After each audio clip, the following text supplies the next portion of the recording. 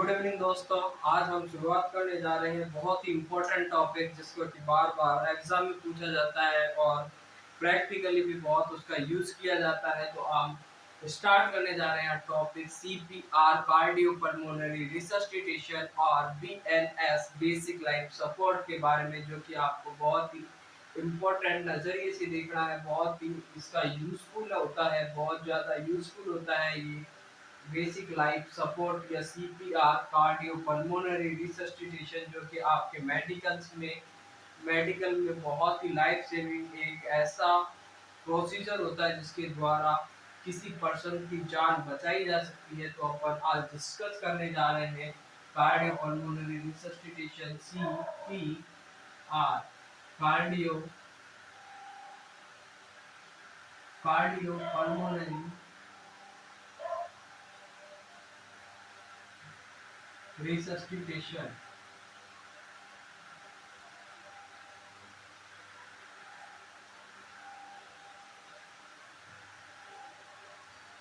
Cardiopulmonary resuscitation और BLS basic life support के बारे में एक ऐसा प्रोसीजर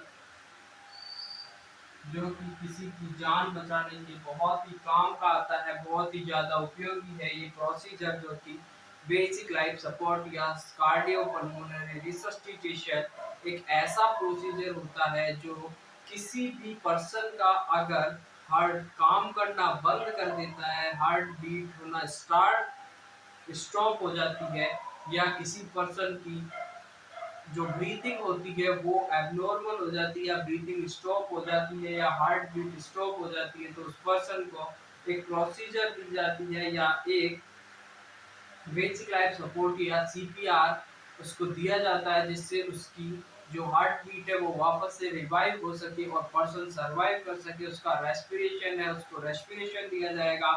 CPR में CAB फॉर्मूला यूज करते हैं। सबसे पहले CAB फॉर्मूला इसमें यूज किया जाएगा, CAB, एंड लास्ट में definitive for D। C for compression. Compression का मतलब होता है कि अगर किसी पर्सन का हार्ट बीट करना स्टॉप हो गया है तो उसको कंप्रेस, अपने हाथों से उसको कंप्रेस करना है, जिससे कि वो वापस से उसमें कॉन्ट्रैक्शन आ सके। तो C फॉर कंप्रेशन। ए, उसके बाद में आपको एयरवे कंप्रेशन देने के बाद पेशेंट का एयरवे सिक्योर करना है, और एयरवे को सिक्योर करने के लिए आपको head tilt and chin lift, head को पकड़ के आपको टिल्ट करना है और चिन को पकड़ के लिफ्ट करना है, यानी कि जो आपका हेड है उसको पीछे की साइड टिल्ट करना है और चिन को लिफ्ट करना है। ये कॉमनली मैनुअल यूज किया जाता है, और कॉमनली जो एयरवे को ओपन करने के लिए मैनुअल यूज करते हैं वो हेड टिल्ट चिन लिफ्ट मैनुअल यूज किया जाता है। हेड को टिल्ट करना है, चिन को लिफ्ट करना है, मैनुअल यूज करना है। उसके बाद में आता है बी, और बी का मतलब होता है B for breathing. B for breathing, breathing देना है। जब आपका कंप्रेशन दे दिया, हार्ट में कंप्रेशन दिया, कंप्रेशन देने के बाद आपका हार्ट बीट करना स्टार्ट हो गया, उसके बाद आपको एयरवे को ओपन करना है, हेड टिल्ट चिन लिफ्ट करके उसका एयरवे ओपन करेंगे। उसके बाद में बारी आती है ब्रीथिंग की। जब तक उसका एयरवे ओपन नहीं होगा तब तक उसको सांस देने से या ब्रीथिंग देने से कोई मतलब नहीं है। तो उसके बाद में आपको ब्रीथिंग देनी है एयरवे ओपन करने के बाद, और जब ब्रीथिंग दे दोगे तो आपका उसका जो डेफिनेटिव मैनेजमेंट करना है, और डेफिनेटिव मैनेजमेंट में आता है डिफिब्रिलेट डिफिब्रिलेशन। उसको डिफिब्रिलेट करना है। डेफिनेटिव मैनेजमेंट में डिफिब्रिलेशन आता है, और डेफिनेटिव मैनेजमेंट है मेडिकल मैनेजमेंट देंगे, और लास्ट में आप सर्जिकल मैनेजमेंट दे सकते हैं, लेकिन उसका जो प्रायोरिटी वाइज होगा तो उसको सबसे पहले चेस्ट कंप्रेशन करना है। जब तक आपने कंप्रेशन आपने माना सबसे पहले उसको एयर ब्रीथिंग दे दी, जब तक उसको ब्रीथिंग दी, ब्रीथिंग के लिए एयरवे में मान लो कोई सिक्रेशन था, एयरवे में फॉरेन बॉडी ऑब्स्ट्रक्शन था, तो ब्रीथिंग थी, ब्रीथिंग वहाँ के आपके लंग्स तक नहीं पहुँचेगी, लंग्स तक नहीं पहुँचेगी तो ब्रीथिंग लेने का मतलब नहीं है। मान लो आपने उसका हेड चिल लिफ्ट करके एयरवे ओपन नहीं किया तो भी आपकी ब्रीथिंग सक्सेस नहीं हुआ। उसके बाद में आपने कंप्रेशन, अगर आपने कंप्रेशन शुरू में ब्रीथिंग दे दी, कंप्रेशन नहीं दिया तो आपका हार्ट है वो काम नहीं कर रहा, हार्ट काम नहीं कर रहा तो ऑक्सीजन किसके थ्रू जाएगी? ब्लड के थ्रू। और जब ब्लड ही पंप नहीं होगा बॉडी में तो ऑक्सीजन सर्कुलेट नहीं होगी, जब ऑक्सीजन सर्कुलेट नहीं होगी तो आपको ब्रीथिंग लेने का कोई मतलब नहीं है। इसलिए सबसे पहले सीक्वेंस में आपको सीएबी फॉर्मूला है उसका यूज करना है। सबसे पहले आपको ब्रीथिंग कंप्रेशन करना है, कंप्रेशन के बाद जब कंप्रेशन देंगे और कंप्रेशन देना है वो 100 से लेकर के 120 बीट, 100 से लेकर के 120 पर मिनट आपको 100 से 120 कंप्रेशन देना है। कंप्रेशन होगा वो आपको पेशेंट को सुपाइन पोजीशन में लिटाना है, हार्ड सरफेस पे लिटाना है। ये नहीं कि आपने उसको मखमल के गद्दे पे लिटा दिया और फिर उसको सीपीआर दे रहे हैं। तो जैसे ही आपने प्रेस किया वो पेशेंट की चेस्ट पे ना लग करके केवल उसकी गद्दे पर होगा और गद्दा नीचे चला जाएगा, इसलिए इफेक्टिव चेस्ट कंप्रेशन नहीं होगा। आपका हार्ट होगा वहां तक उसका कंप्रेशन नहीं जाएगा, हार्ट रिकॉइल नहीं होगा। तो आपको सबसे पहले करना है कि उसको हार्ड और सुपाइन पोजीशन में, हार्ड और प्लेन सरफेस पे उसको लिटाना है। उसके बाद में उसको 100 से 120 पर मिनट उसको कंप्रेशन देना है और कंप्रेशन होगा वो उसकी डेप्थ तो आगे बताएंगे। उसके बाद में आपको हेड टिल्ट करके और चिन को लिफ्ट करके उसके एयरवे को ओपन करना है। जब भी आप हेड टिल्ट करोगे, चिन लिफ्ट करोगे तो पीछे की साइड से एयरवे होगा वो ओपन हो जाएगा, तो एयरवे को ओपन करना है। उसके बाद में ब्रीथिंग देनी है, ब्रीथिंग देना है आपको 6 ब्रीथ पर मिनट, 6 ब्रीथ देनी है, 6 से 10 ब्रीथ, सॉरी 6 ब्रीथ आपको देना होता है। यानी कि टोटल आप 1 मिनट में कम से कम आपको 10 ब्रीथ पर मिनट देना है। तो एक ब्रीथ होगी वो 6 सेकेंड, 6 सेकेंड में आपको एक ब्रीथ देनी होती है। 10 मिनट, 1 मिनट में कम से कम आपको 10 ब्रीथ देनी है। और अगर पेशेंट ठीक नहीं होता तो उसको आपको डिफिब्रिलेट करना होता है।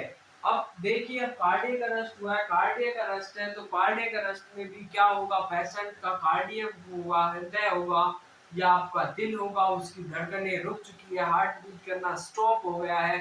तो आपको उसको हार्ट को रिवाइव करने के लिए, पेशेंट को सर्वाइव करवाने के लिए उसके चेस्ट को कंप्रेशन की आवश्यकता होती है। अब आप सीपीआर को कौन कौन सी कंडीशन है जिसमें आप सीपीआर दे सकते हैं?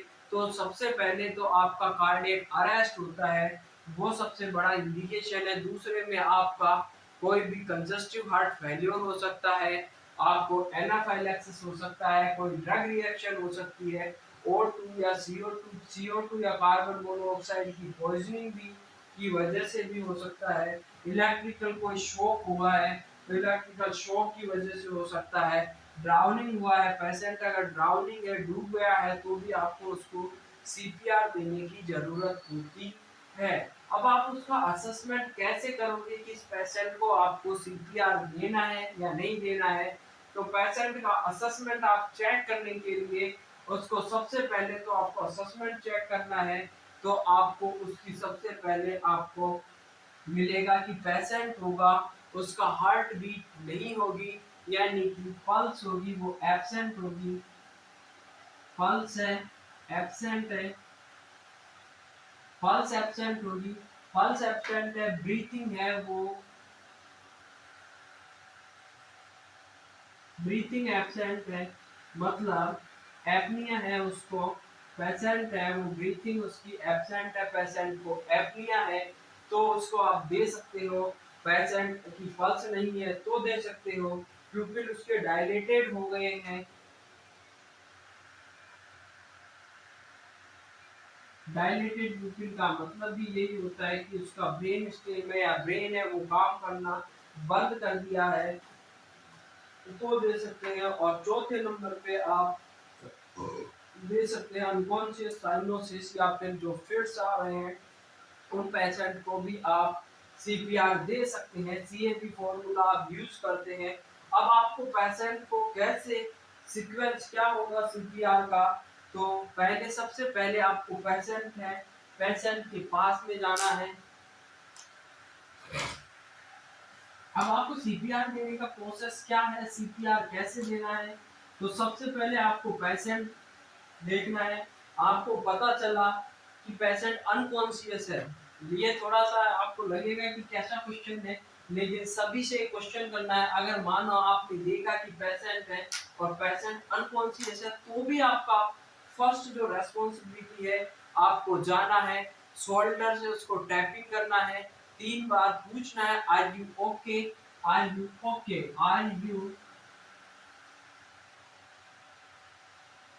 यू ओके, ये वाला क्वेश्चन करना है, शोल्डर टैपिंग करनी है, आर यू ओके। उसके बाद में आपको पल्स चेक करनी है, पल्स में आपको कैरोटिड, मेनली जो कॉमनली अडल्ट के लिए करते हैं वो कैरोटिड पल्स चेक करनी है। उसके बाद में अगर बच्चों की बात आती है चिल्ड्रन में, तो चिल्ड्रन में आपको फीमोरल करनी है, और इन्फेंट होता है उसमें फर्स्ट प्रायोरिटी देते हैं ब्रेकियल को, और सेकंड प्रायोरिटी देते हैं वो आपकी फीमोरल पल्स को देते हैं। उसके बाद में आपको चेस्ट कंप्रेशन करना है, चेस्ट कंप्रेशन दोगे, चेस्ट कंप्रेशन में आपको एल्बो को बिल्कुल स्ट्रेट करना है ताकि आपका प्रेशर फॉरवर्ड हो सके चेस्ट पे, और चेस्ट को कंप्रेस करना है, हार्डली एंड फास्टली कंप्रेशन करना है उसका। उसके बाद एयरवे ओपन करना है, एयरवे ओपन करने के बाद ब्रीथिंग डिलीवर करनी है और ब्रीथिंग लेना है। ये इतना हो गया। इतना होने के बाद में आप चलते हैं कि उसका कंप्रेशन हो गया। उसके बाद में अब जब आप पेशेंट को कंप्रेशन दोगे, जब पेशेंट को आपने पेशेंट को सुपाइन पोजीशन में लिटाना है कंप्रेशन के लिए, अपनी एल्बोस को बिल्कुल स्ट्रेट रखना है ताकि उसके चेस्ट पर प्रेशर फॉरवर्ड हो सके, और आपको हार्ड पुश करना है एंड फास्टली 100 से 120 पर मिनट के हिसाब से आपको कंप्रेशन देना है। वापस से पूरी तरीके से उसको चेस्ट रिकॉइल होना चाहिए ताकि इफेक्टिव चेस्ट कंप्रेशन हो सके। तो उसके लिए आपको टाइमली बहुत मैनेजमेंट करना है। अब देखते हैं हम आपको कि कहाँ पर क्या करना है क्या नहीं करना। तो पल्स सबसे पहले आपको पल्स का असेसमेंट करना है। पर्सन है, पर्सन में आपको सबसे पहले पल्स देखनी है, तो मैं 3 कैटेगरी में इसको डिवाइड कर देता हूँ। फर्स्ट इज अडल्ट, अडल्ट के बाद में आपका चिल्ड्रन, और चिल्ड्रंस में आता है 1 से लेकर के 8 साल तक का। अडल्ट में मोर देन 8 ईयर को आपको अडल्ट मानना है, 8 साल से ज्यादा बड़ा है अडल्ट मानना है। चिल्ड्रन में आएगा 1 से 8 साल तक के बच्चे, और इन्फेंट में लेस देन 1 ईयर, 1 साल से छोटे, यानी 28 से लेकर के और 1 साल तक के जो बच्चे होते हैं, यानी 28 दिन से 1 साल तक का बच्चा होगा, वो इधर में आपके इन्फेंट्स में आएगा। तो आपको सबसे पहले तो क्या करना है कि पल्स का असेसमेंट करना है। इधर में पल्स असेसमेंट, पल्स का असेसमेंट करना है, और पल्स का असेसमेंट करने के लिए आपको 5 से 10 मिनट से ज़्यादा का समय नहीं लेना है। ये क्वेश्चन भी आता है कि आपको पल्स किसी पर्सन को सीपीआर देने की ज़रूरत है, तो उसमें पल्स का असेसमेंट आपको कितनी देर करना है, तो आपको उसमें पल्स का असेसमेंट केवल 5 से 10 सेकंड के लिए करना होता है।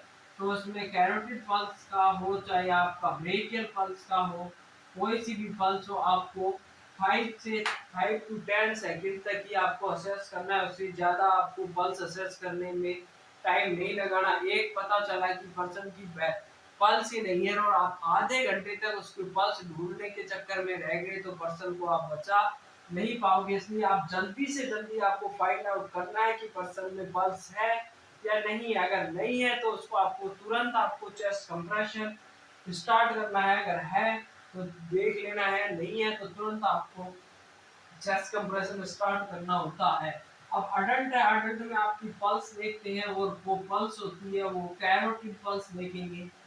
कैरोटिड पल्स को जो कि आपके ट्रेकिया की साइड्स में होती है कैरोटिड पल्स, और कैरोटिड पल्स को कभी भी सिमुलटेनियसली आप असेस नहीं करना होता है।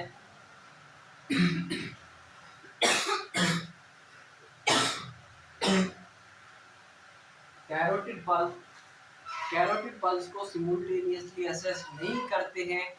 कैरोटिड पल्स हमेशा एक साइड से देखी जाती है।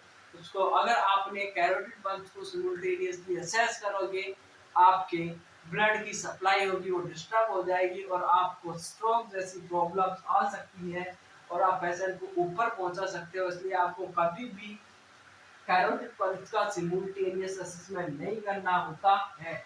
उसके बाद में चिल्ड्रन में आपको करनी होती है फीमोरल पल्स का असेसमेंट करते हैं जो कि आपकी ब्रोन एरिया में होती है। इन्फेंट में आपको करनी होती है, फर्स्ट प्रायोरिटी होती है इन्फेंट में वो ब्रेकियल करना है। अगर ब्रेकियल नहीं तो आप फीमोरल भी यूज कर सकते हैं इन्फेंट्स में भी। उसके बाद में आपको कंप्रेशन कहाँ पर लगाना होता है, तो आपको कंप्रेशन जो कंप्रेशन होता है वो कहाँ पर लगाना होता है, तो कंप्रेशन लगाना है आपको स्टर्नम में, और स्टर्नम में भी आपको लोअर हाफ ऑफ स्टर्नम में, lower half of lower half of sternum में कंप्रेशन करना है। और कंप्रेशन के लिए आपको अडल्ट्स में टू हैंड्स यानी कि बोथ हैंड या टू हैंड्स यूज करने होते हैं। अडल्ट चिल्ड्रंस है तो चिल्ड्रन में आपको वन हैंड यूज करना है।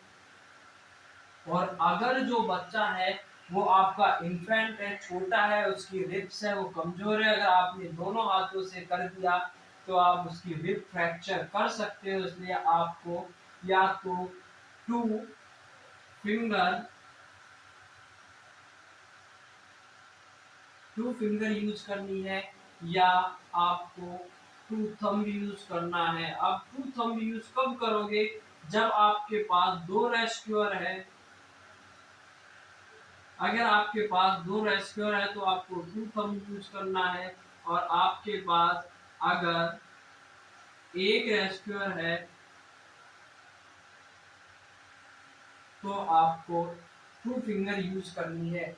अब आप पेशेंट है तो अगर इन्फेंट है तो अगर दो रेस्क्यूअर है आपके पास तो आप दो पेशेंट को पकड़ना है नीचे की साइड से, आपकी जो फिंगर्स है उनसे सपोर्ट प्रोवाइड करवाना है, और आपको सीपीआर देना होता है। वो आपका टू थंब यूज कर सकते हैं अगर आप दो पर्सन है रेस्क्यूअर वाले तो, और अगर एक ही पर्सन है तो उसको एम्बू भी करना है, उसको ब्रीथिंग भी देनी है, और उसको सीपीआर के लिए चेस्ट कंप्रेशन भी करना होता है। तो आप टू फिंगर्स यूज कर सकते हैं। उस स्थिति में आपको टू फिंगर यूज करना है। अब आपको कंप्रेशन की जो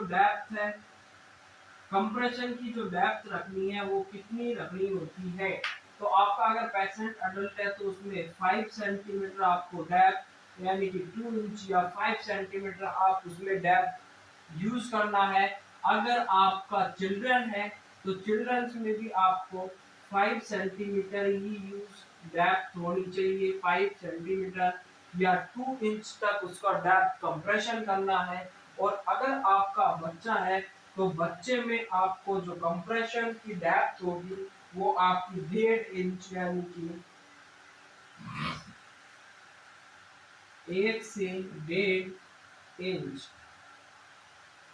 1 से 1.5 इंच का मतलब हो गया 2.5 टू 3.75 सेंटीमीटर यूज करनी है। यानी कि आपका 1.5 इंच या 1.5 इंच आपको यूज करनी होती है, तो 3.75 सेंटीमीटर आपको डेप्थ होगी वो यूज करनी है। अब इसकी कंप्रेशन की जो रेट होगी वो रेट कितनी होगी, तो आपको तीनों में ही आपको 100 से लेकर के 120 कंप्रेशन देना होता है पर मिनट। आपको 100 से लेकर के 120 कंप्रेशन देने रहते हैं और कंप्रेशन की जो रेट होती है 100 से 120 रखेंगे तीनों में ही। तीनों में आपको कंप्रेशन की रेट 100 से लेकर के 120 रखनी है और आपको कंप्रेशन करना है वो हार्ड करना है ताकि आप 5 सेंटीमीटर 5 सेंटीमीटर और 1.5 सेंटीमीटर तक आप कंप्रेस कर सके। हार्ड करना है एंड फास्टली करना है कि 1 मिनट में कम से कम आपको 100 से लेकर के 120 कंप्रेशन करना होता है। अब आप कंप्रेशन का जो लैंडमार्क होगा, कंप्रेशन का जो लैंडमार्क है वो कहाँ पर आपको कंप्रेशन करना है, तो सेंटर ऑफ द चेस्ट। तो जो इन अडल्ट होगा उसमें centre of chest between the nipple, nipples के बीच में, चेस्ट के सेंटर में, लोअर हाफ ऑफ स्टर्नम में एडल्ट में आपको कंप्रेशन करना है। और वही मैं बात करूं तो जस्ट इसी के समान centre of chest between the nipple line के बीच में आपको सेंटर ऑफ चेस्ट पे ही इसका कंप्रेशन करना है। जबकि बात करते हैं अपन इन्फेंट में तो आपको just below the nipple line, nipple line से just below the nipple line. अब निप्पल लाइन से आप जस्ट नीचे आपको कंप्रेशन करना होता है just below the nipple line airway. आप इसके बाद में आपने कंप्रेशन कर दिया, कंप्रेशन करिया। 8 साल से ऊपर का होता है, 1 से 8 तक का चिल्ड्रन मानते हैं और 1 साल से छोटे को इन्फेंट है।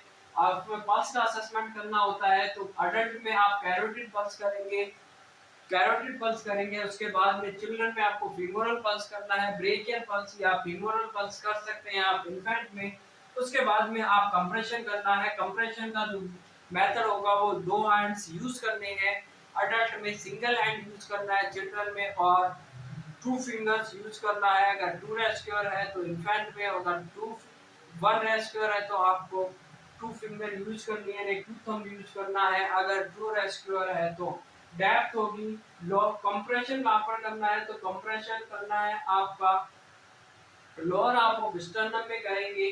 डेप्थ 5 सेंटीमीटर का अडल्ट में, चिल्ड्रन में 5 का और 1.5 सेंटीमीटर का, डेट सॉरी 5 सेंटीमीटर 5 सेंटीमीटर और 1.5 इंच यानी 3.75 सेंटीमीटर करते हैं इन्फेंट की।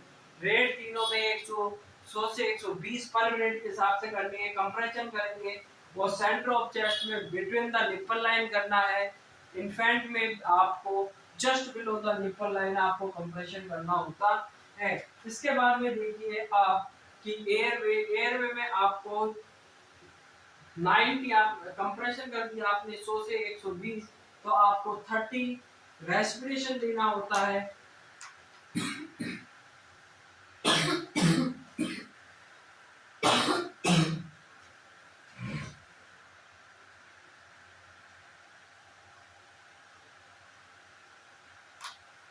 अब जैसे ही आपने 30 कंप्रेशन कर लिया, 30 कंप्रेशन करने के बाद आपको पेशेंट का विक्टिम्स माउथ होता है उसको ओपन करना है, उसके एयरवे को ओपन करना है, हेड टिल्ट लिफ्ट यूज करनी है। कम से कम आपको 10 ब्रीथिंग तो कम से कम आपको देनी होती है और 10 ब्रीथिंग जब दोगे तो एक ब्रीथिंग एवरी 6 सेकंड में आपको ब्रीथिंग डिलीवर करनी होती है। तो आप ब्रीथिंग कैसे देंगे, ब्रीथिंग का क्या तरीका होगा, तो ब्रीथिंग के लिए आप mouth to mouth breathing use कर सकते हैं। Mouth to mouth, mouth to nose breathing use कर सकते हैं और माउथ टू अगर किसी को ट्रैकियोस्टोमी वगैरह है तो mouth to stoma, mouth to stoma breathing use कर सकते हैं। सबसे पहले आपको, या फिर अगर आप हॉस्पिटल में हैं तो आप एम्बू से भी आप ब्रीथिंग दे सकते हैं। माउथ टू माउथ यानी पेशेंट के माउथ से आप माउथ लगा करके आप अपनी जो ऑक्सीजन छोड़ते हैं या एक्सपीरेशन करते हैं उस टाइम में भी आपको 16% O2 होती है, तो आप माउथ टू माउथ दे सकते हैं, माउथ टू नॉज ब्रीथिंग दे सकते हैं, माउथ टू स्टोमा दे सकते हैं। और एम्बू बैग से अगर हॉस्पिटल्स में सेटिंग्स में है तो आप हॉस्पिटल सेटिंग में आप अम्बू से भी दे सकते हैं। अम्बू का मतलब होता है artificial manual breathing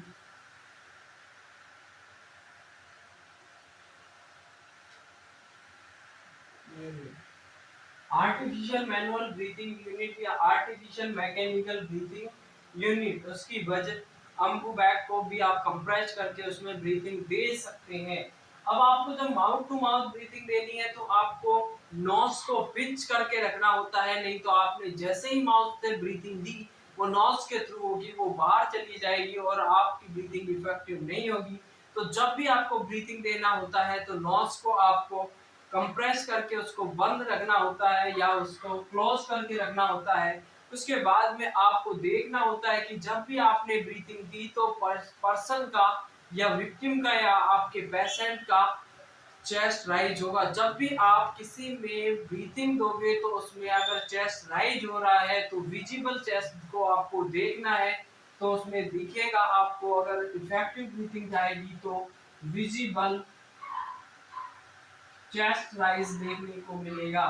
visible chest rise, visible chest rise इसमें देखने को मिलता है। ठीक है, उसके बाद में आपने ब्रीथिंग दे दिया। ब्रीथिंग देने के बाद में आपको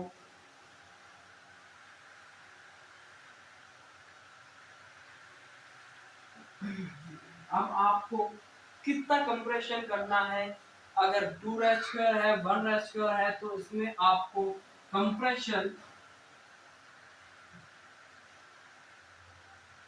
कंप्रेशन और इधर में वेंटिलेशन, कंप्रेशन वेंटिलेशन का क्या रेशियो रखना है। अगर आपका पेशेंट अडल्ट है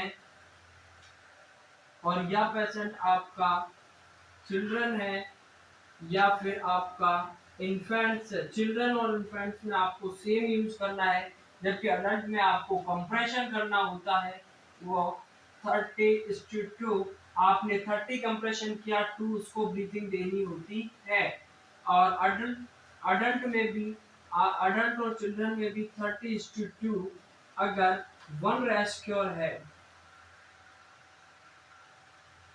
अगर एक रेस्क्योर है तो आपको 30 कंप्रेशन करने होते हैं और 2 ब्रीथिंग देनी होती है। चिल्ड्रन और इन्फेंट में भी 30:2 का यूज करते हैं अगर आपका 1 रेस्क्योर है। लेकिन अब आपका यहाँ पर जाकर के चेंज हो जाएगा। अगर आपका 2 होगा, 2 रेस्क्योर है तो भी आपको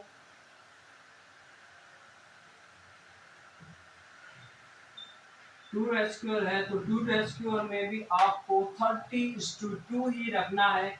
जबकि आपका अगर चिल्ड्रन और इन्फेंट में 15:2, अगर 15:2 if the 2 रेस्क्यूअर, देखिए अगर आपका अडल्ट है तो दोनों में चाहे एक रेस्क्यूअर हो चाहे 2 रेस्क्यूअर हो, आपको 30:2 रेशियो मेंटेन करना है। 30 कंप्रेशन और 2 वेंटिलेशन देना है। जबकि आपका पेशेंट चिल्ड्रन या फिर इन्फेंट होता है तो 30:2 रेस्क्यूअर देंगे। अगर एक रेस्क्यूअर है तो 30:2 कंप्रेशन करना है, उसके बाद 30 कंप्रेशन के बाद 2 वेंटिलेशन देनी होती है। और अगर आपका पेशेंट है वो चिल्ड्रन या इन्फेंट है तो आपको 15 कंप्रेशन करना है और उसके बाद में 2 वेंटिलेशन देनी होती है। इसी के साथ आपने आज बहुत ही महत्वपूर्ण टॉपिक का अध्ययन किया है। आई होप, आशा करता हूँ आपको ये अच्छी भली प्रकार से समझ में आया होगा। अगर बहुत क्वेश्चन पुट अप होते हैं, ऐसा कोई एग्जाम नहीं होता जिसमें सीपीआर से क्वेश्चन नहीं आता है, तो इसलिए आप इसको जरूर देखें।